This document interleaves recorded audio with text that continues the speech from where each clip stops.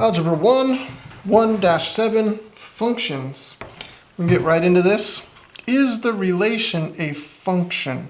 So a function is a type of relation, and we're going to start checking to see if a certain relation is a function. So a relation is a function if, oh no, is that a typo? If, whenever you see IFF, just remember, mathematicians don't like to write too much. So IFFF, it's not a typo. It means if and only if. So a relation is a function if and only if each element of the domain has only one corresponding element in the range. So we're going to do an example here so that this maybe can be clearer. So let's do, I think doing some examples is going to help. So we've got the domain here. So we're going to do a little mapping and the range. Now when we talk about domain and range, we can think of the domain as the input and the range as the output. If we were to plug in the domain into a function, then we get the y value or the range out. When we put the domain or the x value in, we get the range out. So let's check this out. So if I were to input -3, 0, 1, and 5, then my output or my range, we're going to list these -4, -2, 0, and 2. So I'm going to draw these arrows, and then we will know if this is a function or not. -3 goes to 4, -4, sorry. 0 goes to -2 and to 0. 1 goes to 2, and 5 goes to 0. Okay, so remember this is input, domain, output, range. These are the x values, these are the y values. Get used to seeing those things somewhat interchangeably. Input, domain, x, output, range, y. Now, this is not a function. No, this is not a function. And here's why. A relation is a function if and only if each element of the domain has only one corresponding element in the range. So I look in my domain and I see -3 only has one, -4. 0 goes to -2 and to 0. So here's the problem. My one input or my domain, this element of the domain, has two corresponding y values. So this is not a function. Now let's look at this table. For my x value here, I've got a corresponding y value of 3 and of 4. When x is 2, y is 7. When x is 3, y is 4. Now,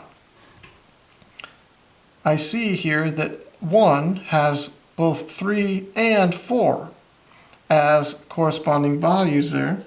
So no, this is not a function either. It needs to only have one. All right, let's look at a relation on this graph. So we're going to go -1, -1, 0, -3, 1, 0, and 4, 2. Is this a function? It might be a little bit hard to tell with just these points. So let's do a t-table here just to make sure. So I've got -1 for my x value and -1 for my y value for that point. For this point, this one is 0, -3.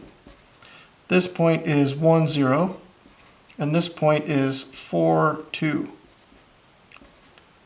Okay, Now, do any of these values, these x values, have two y values? Nope. So this is a function. Yes, function. All right, let's you are going to see in the book less t-tables and more of these horizontal tables.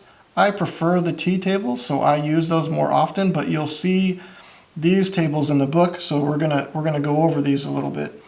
Domain and range. Now the x value is on the top always in these tables, and the x and the y value is on the bottom. So be aware of that. X is on the top, y is on the bottom. When the x value is 4 for this particular relation, 1 for this particular relation, the range is 4, or the y value. When x is 3, y is 2. When x is 5, y is 4. And when x is 1, y is -4. So let's look at this. Now I notice here 3 and 2, 5 and 4, that looks okay. Now I've got a domain, in my domain I have an x value of 1 and an x value of 1 over here. This one goes to +4, this one goes to -4. So that means in my domain I have a value of 1 that corresponds to a +4 and a -4. So no, this is not a relation. All right, simple enough, hopefully. I don't know, we'll see. All right, you try. Let's fill all of this out, and then I'll tell you when to pause. So we're going to say for this part of the u, for the mapping for the u try, we've got -4, 5, -1 for the domain. And for the range, we've got 2, 6, and 10. We're going to draw an arrow from -4 to 6, from -1 to 2, and from 5 to 10. Now our t-table here, x and y, x is going to be 0, 3, and 6. My corresponding y values are going to be -2, 2, and 2.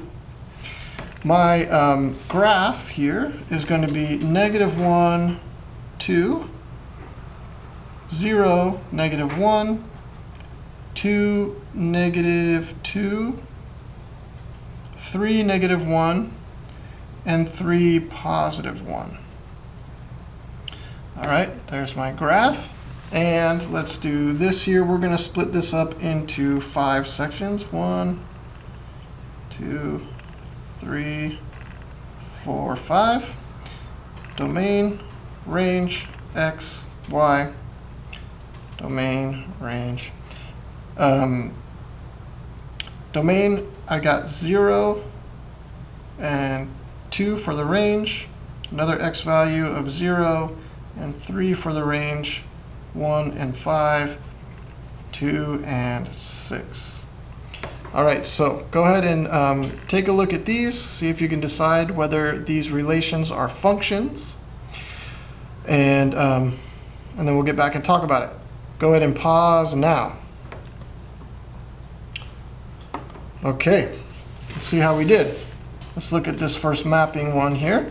-4 goes to 6 and only 6. 5 goes to 10 and only 10. -1 goes to 2 and only 2. So none of these x values has multiple corresponding y values. Each one just has 1. So yes, this is a function. Here in the t-table, same thing. 0 goes to only -2. 3 goes to only +2.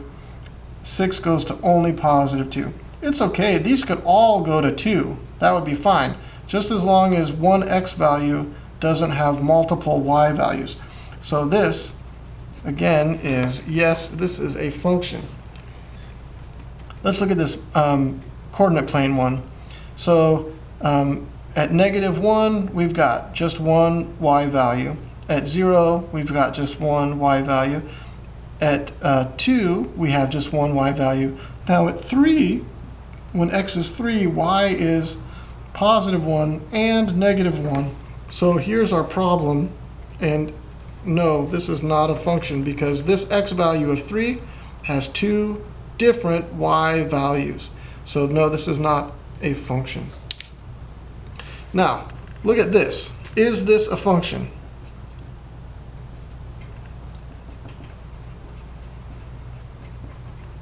So look at the x values, look at the y values. Think about it for a minute. Go ahead and pause and think about it.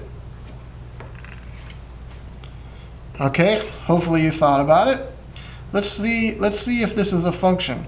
So I'm just going to pick any point that goes along on this graph here. I'm going to say when x is 2.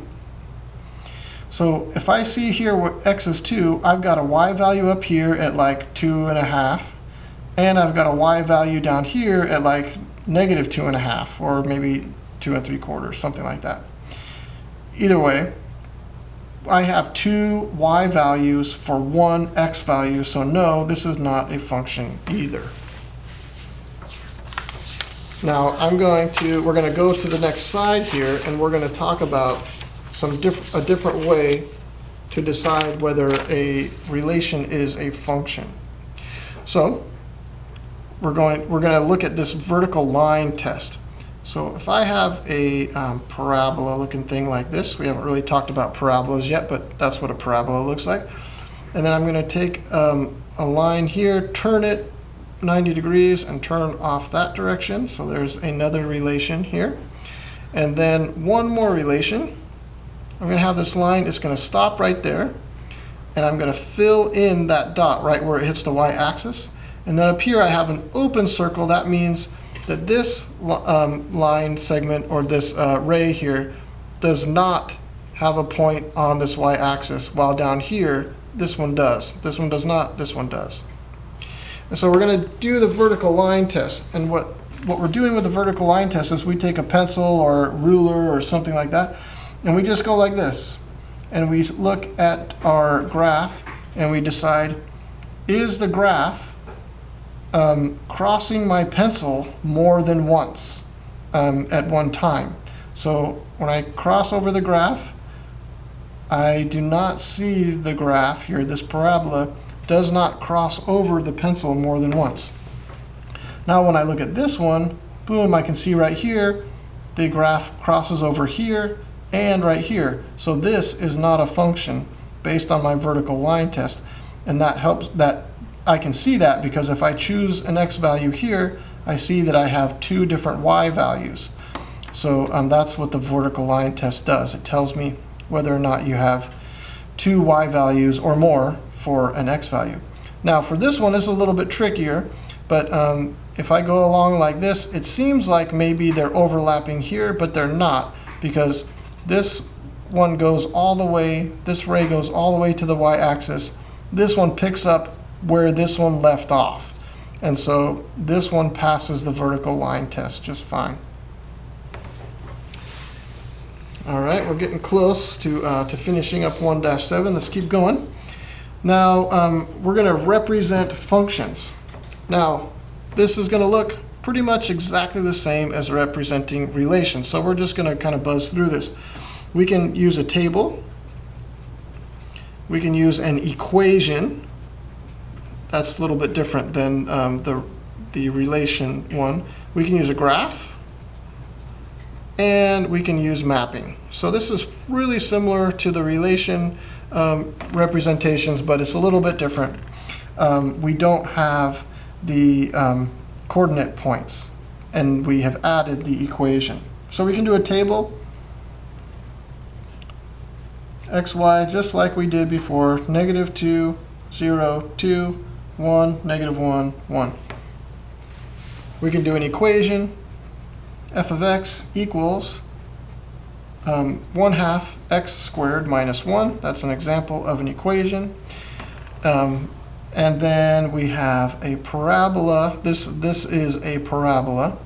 So I'm going to go, let's see, it goes -2, 1, 0, -1, and 2, 1.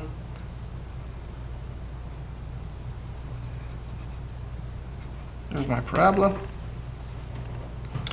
And mapping, we have x values, y values, domain, range, input, output, -2, 0, 2, 1, and -1.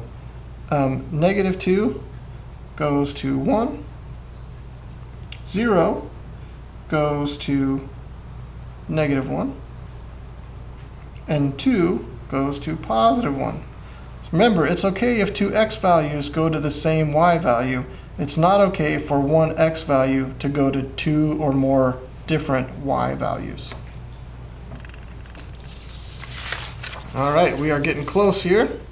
Function values and function notation. All right, so all we're going to do here is we're going to write equation right here, and we're going to write function notation here.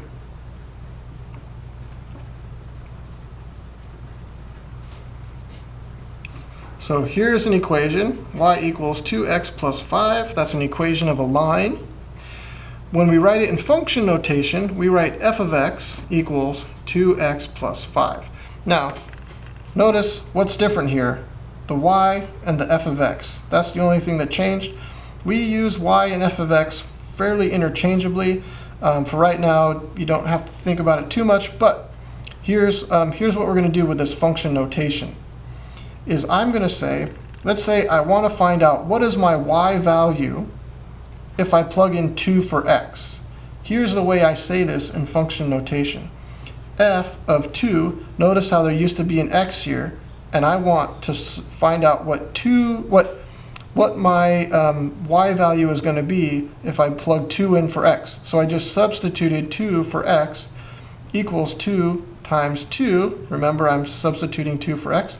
Plus 5, and this equals 2 times 2, which is 4, plus 5, and then my answer is 9. So f of 2 equals 9, and I would write my point. I plugged in 2, remember, this is my x value, or my input, or my domain. If I plug in 2 to this equation, my output is going to be 9. When I plug in 2, I get 9. My input is 2. My output, or my y value, is 9. And that's the way to do that. I think we have some questions like that on the homework. Those are good questions to do. But we are wrapping up this section here. Good luck on the homework. Yep, awesome.